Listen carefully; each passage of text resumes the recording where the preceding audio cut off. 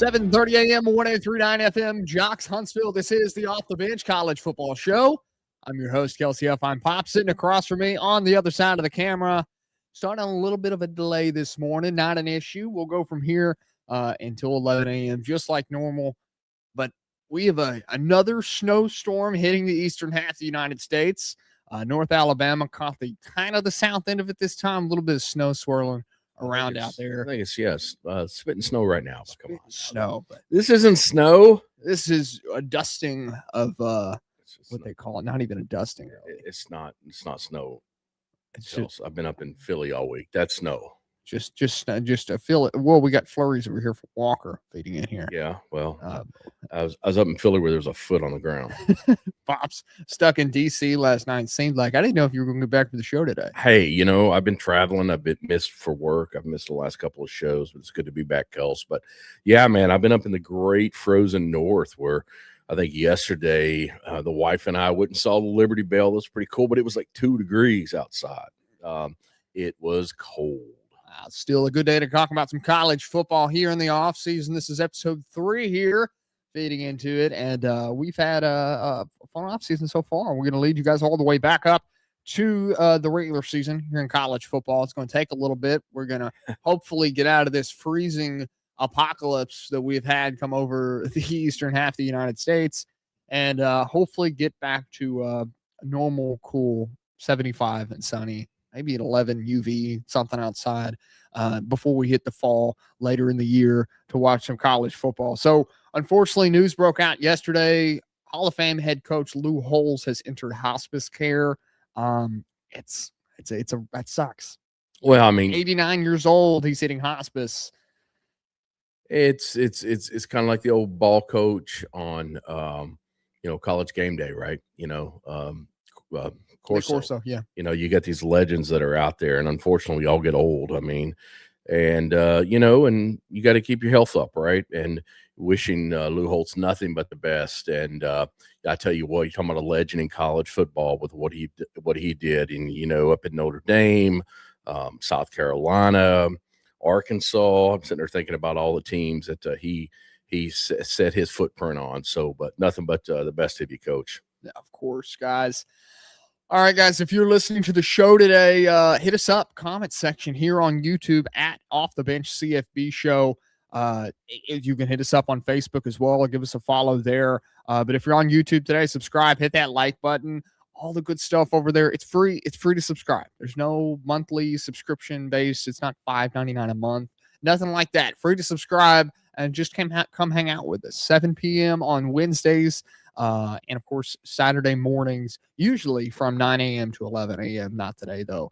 But guys, we have a good show lined up for the next hour. Hang out with us, get involved in the show. We're happy to have you guys here with us. So things going on this week. It is a Big Ten SEC power struggle. And the question for the day is college football broken? No. Well, is it damaged? I mean, is it damaged beyond repair? No. How is this put? I mean, I think that's the big question of how do we recover from where we're at right now of all the issues that are going on in the sport. And there are a lot of issues, but the difference we need to define is if the game is broken or if it can be recovered. Let me pose this question to you, Kels. If it's so broken, okay, why do you have so many people continuing to talk about it, to follow it, to engage with it?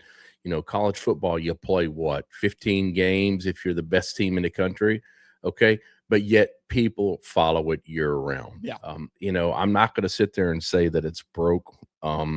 It's different. And you know what? Change is going to happen. And that's what we've seen over the last few years. Is it the same sport that I grew up watching, that even you grew up watching 10 years ago, right?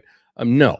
Okay, it's definitely different, but to say it's broke, and as we get further into this, I'll make my further details as to why I say it's not broke. But to say it's broke, I think is a misnomer. I don't think it's broke. So first of all, let's lead off of how this kind of question came to be known. So the Big Ten and the SEC over the last week have been discussing an expansion to the playoff. Well, there's now a deadlock within that expansion talk. Of course, both conferences last year, they wanted to figure out how they could gain control and decide the future of the playoffs. So what did they do? They threatened, fine, we'll leave, we'll go create our own thing. Obviously, that didn't happen. They called their bluff, and it now is called in favor of the Big Ten and the SEC. So mom and dad hold all the cards to the future of the game here. The problem now is they've been negotiating this, and they can't agree. Well, I think the SEC is just the conference at 116, right? Mm-hmm. And even the Big Ten said, no, we'll stick with 12. So you got this going back and forth and back and forth. I'll argue that it's good for college football, right? It keeps me and you talking about it. It keeps every other talk show on the country talking about college football. Here's the thing, okay? And I'll steal Josh Pate's liner from this. This show will, of course, increase in viewers, maybe make some compensation in the future if it were to be expanded to 24 teams. 24. It's good for ratings, good for stuff to talk about, right? But 24 specifically is the most astronomical number. I don't know who decided that. It of course, it was, the Big Ten commissioner. But college football is too physical of sport to try to keep up with March Madness, which is up to 68 or 72 or 124, whatever that number is now, right? Okay. March Madness is the biggest, moneymaker for the NCAA, right? But the physicality of college football, you can't expect these, quote, student athletes. I can't believe I even call them student athletes anymore. They are minor league to the NFL, to play those games leading up. You can't continue to open it up. Next thing you know, you've got even the national champion is playing 4 or 5 games in a quote tournament. It's too hard on the players. The schools like it. They make more money if they get to host a home game, all those types of things. But again, I'm going to say it. It's not broke. 16 is fine. 12 is okay. 12 is okay as long as it's not like the 12 this year, and that's changed. But so I'll put this out there, and this is what I've been saying from the beginning of this, proposed 24 team playoff. I think that the Big Ten threw this out there to say, well, we could have this.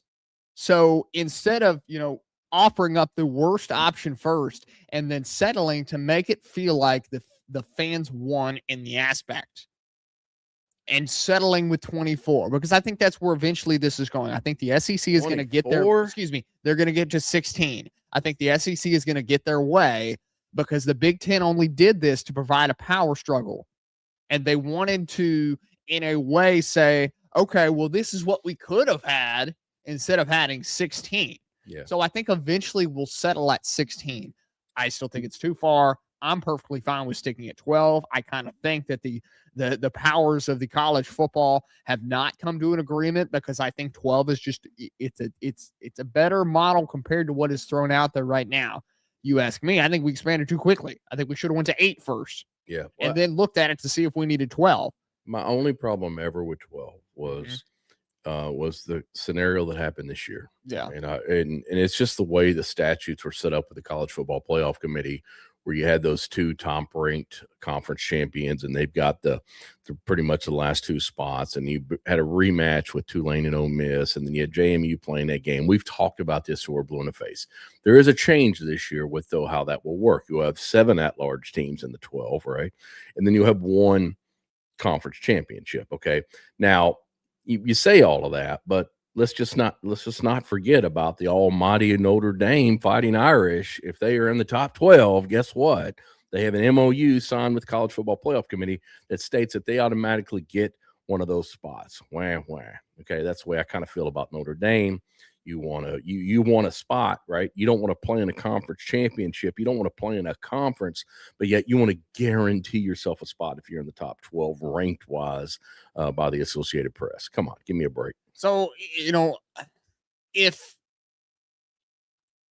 it comes down to it, and this is kind of how I feel with the whole thing of, if if we're looking at this and we're looking at statutes of what's deserving to get into the college football playoff, because we had a situation this year which is going to push for the expansion talk to go further, and that's Miami, the 10th seed, making it to the national championship game.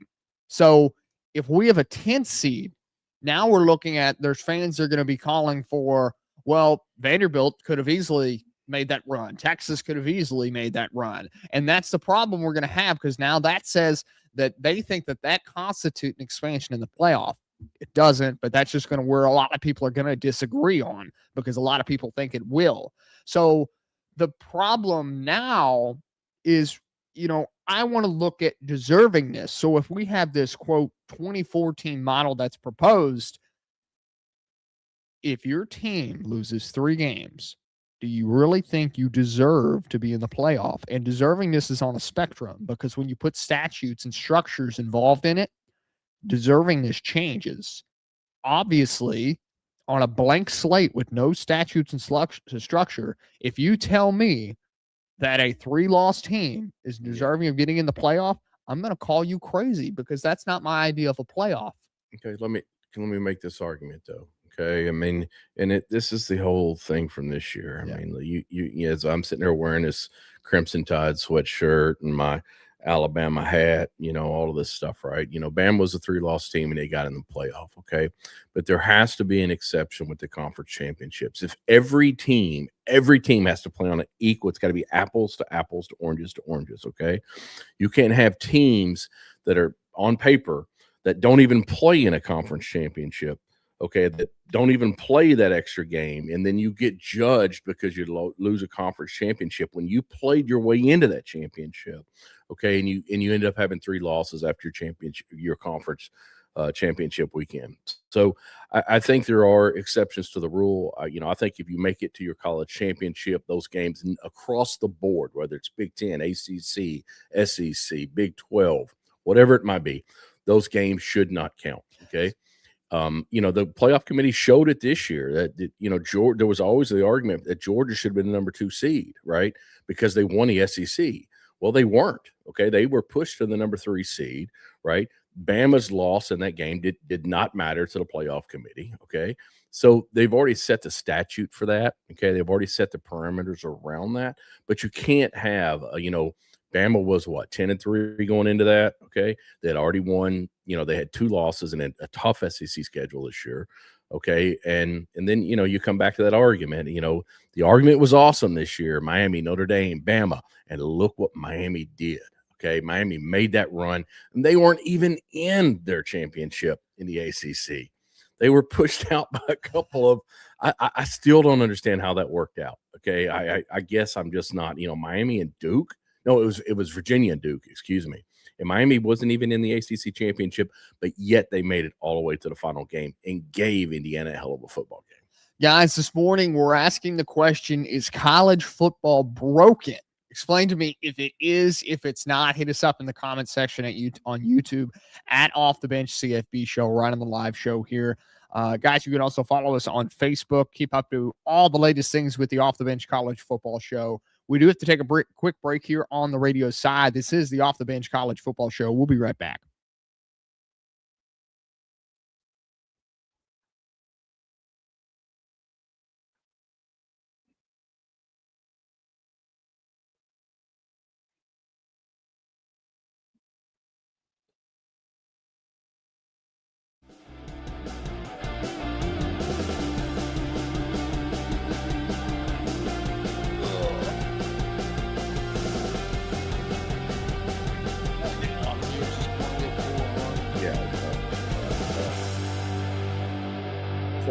Okay.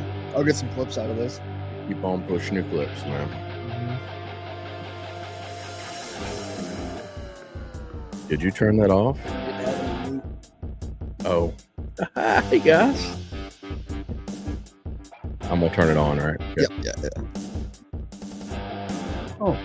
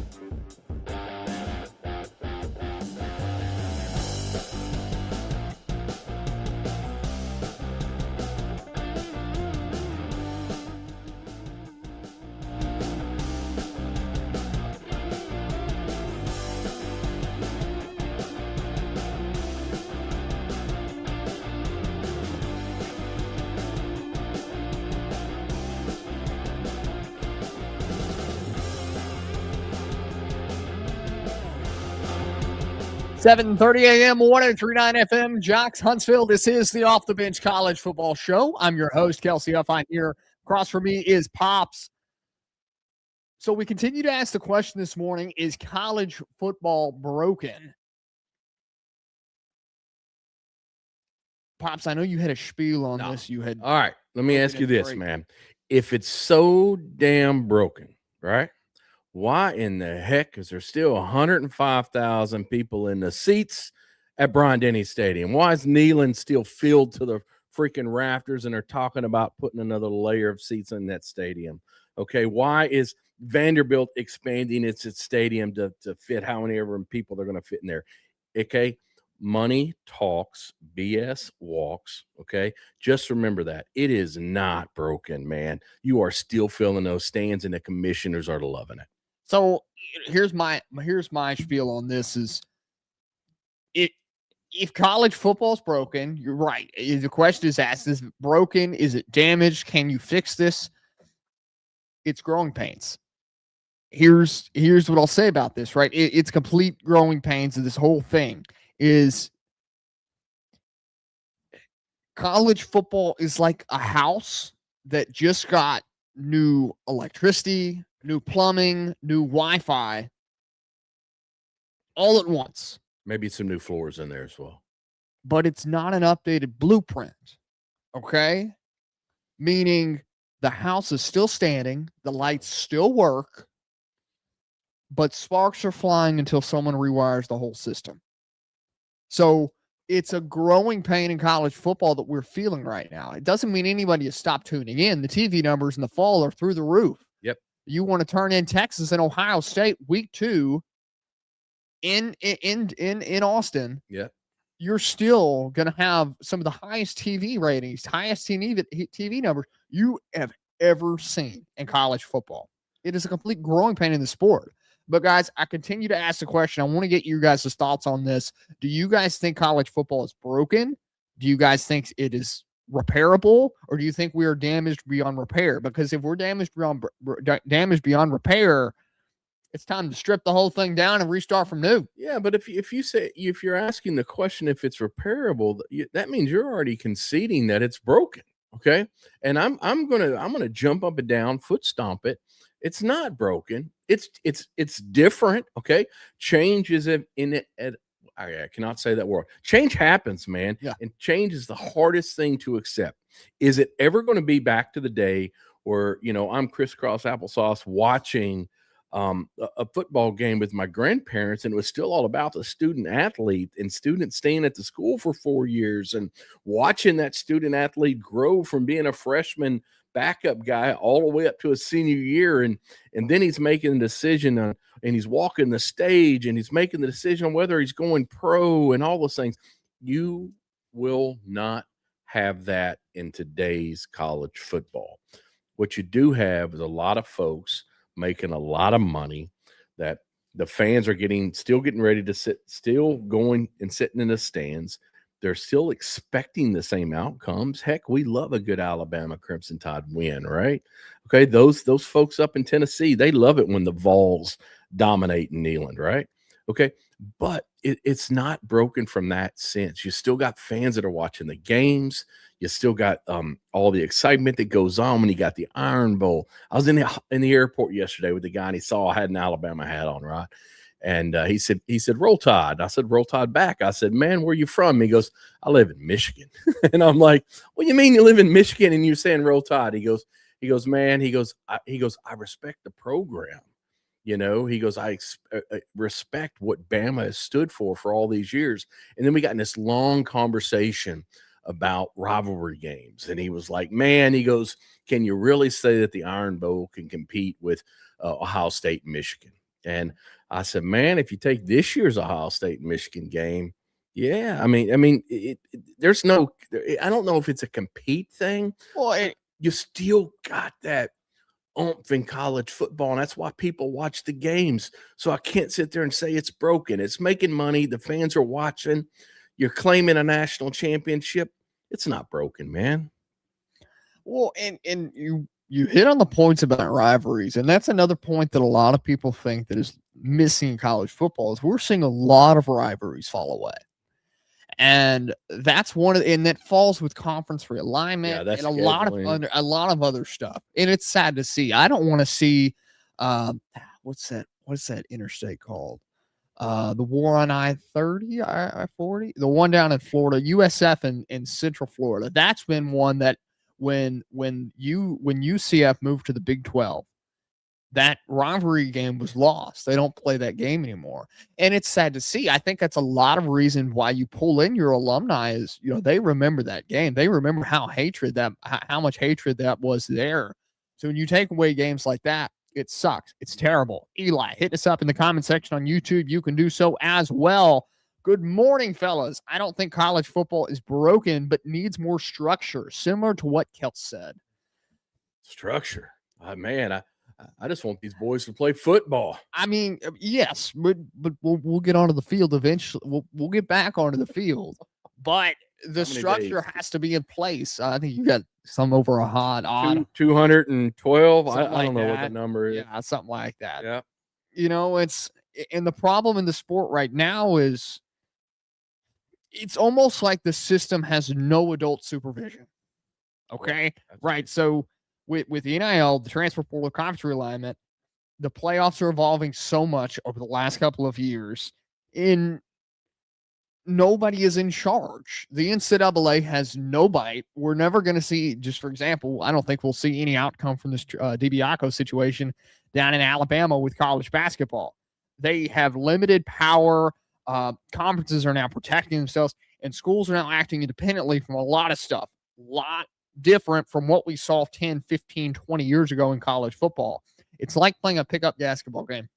Well, when you have everybody keeps changing the rules mid-game, and the loudest person on the court is going to play referee. And that's kind of how we've seen this the last couple of years. We're just kind of changing rules mid basketball game. Well, I mean, headlines this morning, College Sports Commission opens investigation into LSU for possible unreported player compensation. But basically is what that's saying is that LSU is under the microscope now for NIL violations. Maybe the College Sports Commission. Was this even hidden? I mean, we knew how much money Kiffin was given to recruit athletes. And I get this is for the complete investigation of the school, not just the football team. Yeah. But who's to say Kiffin was given more than he was actually given? Okay, so let me play both sides of that college football broken conversation. Let me go to the other side of the sword, it being a two-edged sword. Yeah. I think it is broken on the NIL side. Yes, no question about it. When the first thing that comes out of a coach's mouth or a player's mouth is, "Hey man, do I need to lawyer up?" When that 5-6 word sentence is mentioned, there's things that are broken in that. That means it's no longer about between the offensive line and defensive line. It's no longer about the game at that point. It's about everything else that's going around that. That piece is broken. There's no question about it.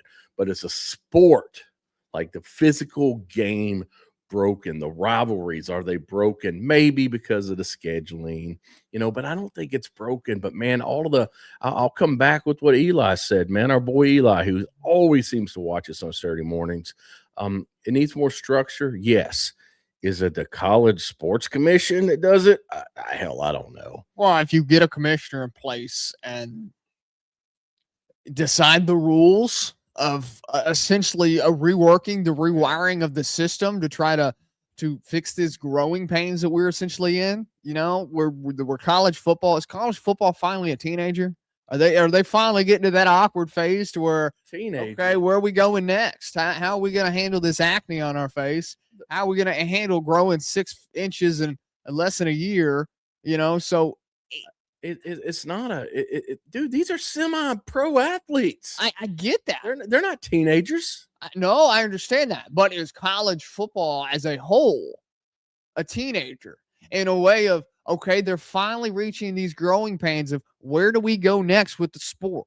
Does this sport actually continue this to get the NIL back on track and put this in a way and put this in a better aspect? Or are they going to keep going down this route of, well, we know for sure we need one thing, and that's to pay players. Yeah. Number one aspect, we've got to get these players this money, or we set it up in a correct manner and actually roll out some regulations with NIL. Can we just take all the commissioners for the big conferences, the big 4, big 6, whatever? You can bring them all in, right?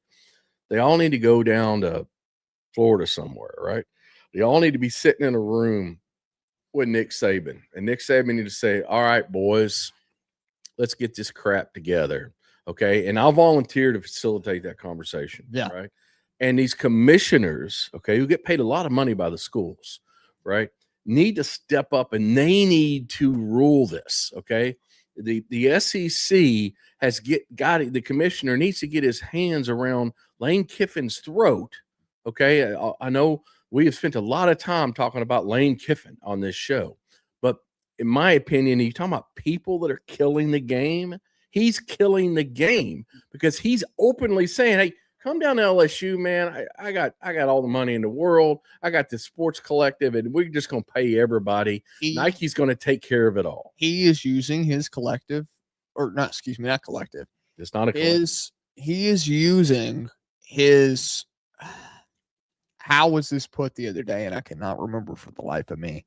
His competitive advantage within the sport. And he is openly using his competitive advantage. Okay. Competitive advantage just open in college basketball, where now you can have pro players on your team, essentially. Well, it's funny, the dude from Alabama, right? The kid that played last week, and then they turned around and Tennessee beat him. I thought that was hilarious, and then all of a sudden I started seeing headlines about Oscar Tshiebwe from Kentucky coming back to Kentucky and playing for the Wildcats. He's been out of college basketball for 2 years. I think it's a sad state of affairs when we're talking about pro athletes coming back to college because they can't make the money as in the pros. They're like, whoa, man, look at those paychecks those 18, 19, 20-year-old kids are getting down there. I'm going to go get me some of that. But again, I keep coming back to it. Is it broken? No. Has it changed? Yes. Is the sport itself? Are the fans? The fans are more passionate. They're more fanatics than ever. And I love Eli's last comment down there. I cannot say these words on the radio because we are on the radio this morning, but cough, cough, Kiffin's a cheating. And then there's a 3-letter word after that. But it's okay. Is it broken? We can sit there and debate this, just no different than we debated it for weeks, whether or not Kiffin was going to LSU. We knew he was going to freaking LSU. Okay. But, I don't think it's broken. Fans are still fans. We're going to follow it no matter what. We're going to talk about it. We're going to debate it. We're going to love it. And we're going to sit there and celebrate it when the players are running out of the stadium tunnel down at Bryant-Denny come this fall. 7:30 a.m., 1839 FM, Jocks Huntsville. This is the Off the Bench College Football Show. Guys, we continue to ask the question, is college football broken? Can it be repaired? Let us know in the comment section here on YouTube at Off the Bench CFB Show. Guys, we'll be right back. We got to take a break real quick. This is the Off the Bench College Football Show.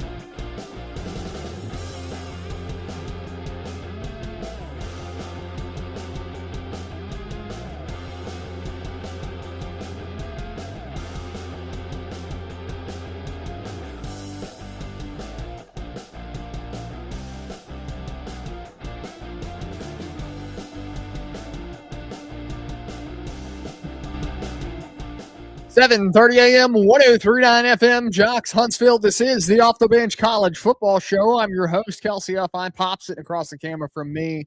We continue to ask the question, is college football broken? Is it damaged beyond repair? What's the outcome of this? Where are we going in the future? Guys, hit us up in the comment section. Let us know your thoughts on this. But just as recently now, LSU is now under investigation with their NIL deals. I guess from what I'm reading is they're not reporting all of their NIL deals they are doing. Again, hey, is college football broken? I think this goes along with the question here. So whatever legitimacy the College Sports Commission has, it says that the head of investigations has informed the school that they are investigating that LSU has failed to report one or more third-party name, image, and likeness deals. So in other words, LSU is just not reporting everything.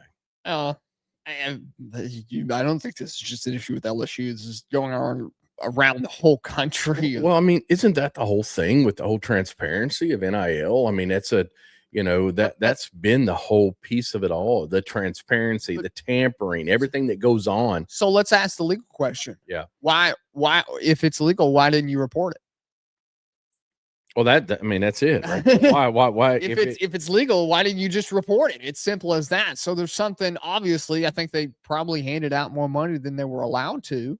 Well, it's not this whole allow thing. Mm-hmm. I mean, that was the whole 22 million or 25 million per school. That has gone out the wayside. It's nowhere. Man. It's nowhere to be found. I mean, if every school had the same amount of money, that would be cool. I mean, that means that everybody be on an equal playing field, and you got to separate that NIL money across all the programs. That doesn't make it an equal playing field. Okay, let's look at this. North Texas this year. North Texas had a phenomenal year under Morris, right? Okay, Morris is now the head coach of Oklahoma State. He took his 17 players from North Texas, I think 17 or 18 odd players from North Texas with him, his starting quarterback, his starting running back, okay? Equal playing field, though. North Texas was a better program last year than Oklahoma State when they fired Gundy. Yeah. But Oklahoma State has a higher ceiling. So automatically, Oklahoma State's a better job. No matter what, those players at those group of 6 schools, they're going to want to make that jump. Yeah. So fairness in college football, it's not fair. It's never been fair. That's not college football, okay? But these group of 6 schools over the last 20 years, they've lost some credibility. Used to, a group of 6 schools, you could make that argument, okay, they can win a national championship, okay? I could look at what's a good powerhouse school from 20 years ago? Pick one. I could pick up on we can go with pick Ohio State, pick Michigan. No. Big power group of 6. Let's look at group of 6. Louisville 20 years ago, American Conference. Well, excuse me, not Big East Conference. Are you going to be talking Lamar Jackson type Louisville? No, well, that was Big That wasn't East. 20 years ago. No, but they had a chance to win a national championship. Yeah. There was more credibility now than there was then. So we talk about fairness in college football. It's going down a little bit, but there's never been fairness in college football. We can give them all the money, even amount of money we can in the sport. No matter what, programs like North Texas and Oklahoma State are 2 different levels of schools. Oklahoma State will always be better because North Texas is blemished by the brand because they're in a group of 6 conference. Yeah. Well, I mean, fairness, whatever. I mean, transparency, I think is the big word here. How much tampering is going on. We haven't even talked about, I know we've talked about the whole Dabo thing in the last couple of weeks. It seems like forever since I've been on the show, but transparency and fairness, I don't think it exists in college football. I mean, when you've got kids that are in class and head program head coaches are texting kids while they're in class. Keep in mind, these guys are still student athletes unless you've been in college for 7 years and you hadn't been to school in 2. But that's a whole different topic. But I think transparency is nil in this case. It's just not there. The competitive balance in the sport has slipped on a dramatic slope. We have a real issue in college football when now issues are different than being broken. Issues can be fixed. Issues can be clarified. The biggest issue in college football, one of them, is the small group of program with the actual resources and the branding and the donor input collectives that can reload instantly. There's a small group of those. Your Ohio States, your Georgias, your Texas. There's a small group of these schools that can actually do this. Others are developing to watch their players leave. And, another point with this was in NIL has kind of changed this in a way. There's programs that are out there, like we looked at the transfer portal this year, and there was 3 big names that we didn't see at the top. Yeah. Alabama, USC, and Georgia. Yep. 3 big names that we're expecting to be at the top of the transfer portal, and they weren't. USC was to a point. But their coaches, their staff, they're in love with the players they received in the transfer portal. They may have not been highly ranked, but they were in love with the players they actually got, similar to Indiana. Yeah. They also lost a lot of guys. And a lot of people were questioning, is this trimming fat? And the answer was yes, they were trimming fat. There's guys, let's look at Jalen Mbakwe of Alabama, for example. Mbakwe, he was wanting to be retained last year. Alabama ended up retaining him. He was going to transfer to Ole Miss, and I think Alabama got him for $1.5 million in NIL. He didn't play this last year. Played as a backup wide receiver mostly. And he was cut. It was trimmed fat. He transferred to Georgia Tech. Alabama helped him grab his bags and walk him out the door. Yeah. Because, well, they're thinking, okay, we can use that $1.5 million somewhere else. He didn't play this year. We're not seeing the development more than we thought we would. Maybe we should let this guy just walk. And they did just that. They let him walk. They grabbed his bags. They opened the door and said, good luck at Georgia Tech. Because they felt like they could put that $1.5 million somewhere else. So there's a lot of programs now in there during this transition phase of, well, we over-recruited. The development's not being there. Used to, before NIL, that would be looked at as, well, he'll sit his 4 years here. He'll be a quality backup piece, and we'll let him go on afterwards to the NFL.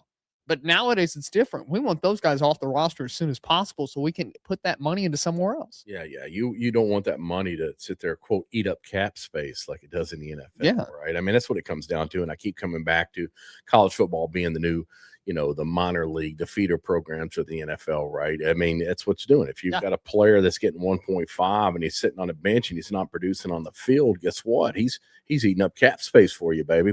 So I got to come back to this College Sports Commission thing. Yeah. Right. Yeah. I just, this is where you keep reading in these things. You're like, who's going to enforce what? Blah, blah, blah, blah, blah. Well, that is what the College Sports Commission is supposed to be doing, right? They are the organization that's overseeing the system that allows schools to share revenue directly with student athletes. That includes NILs, et cetera, right? And what I find it funny is I went to their page, right? And what does it mean for college sports? It creates college sports and puts them on a clear path towards a bright and stable future. Come on, man. This isn't rosy. There's nothing rosy about it. Nothing's bright and stable, And even if you do have any enforcement authority, I mean, what is it? The College Sports Commission is putting LSU on who's going to enforce this stuff? No one is. The school is not going to, hey, the commission said we're doing something wrong. We should have reported Timmy's NIL deal, and we didn't do it. You know what? I'm sorry. We're going to lose one scholarship athlete next year. Come on, man. There has to be drastic approaches and drastic moves to get these schools under control. If it's not the CFP, then it has to be a commissioner. And those are the only 2 options. College Sports Commission. Why is this just new to me? Am I just opening my eyes around something that I didn't know existed? 7:30 a.m., 103.9 FM. Jocks, Huntsville. Guys, hang on to the other side here. We got to take a quick commercial break, and we'll be right back. This is the Off the Bench College Football Show.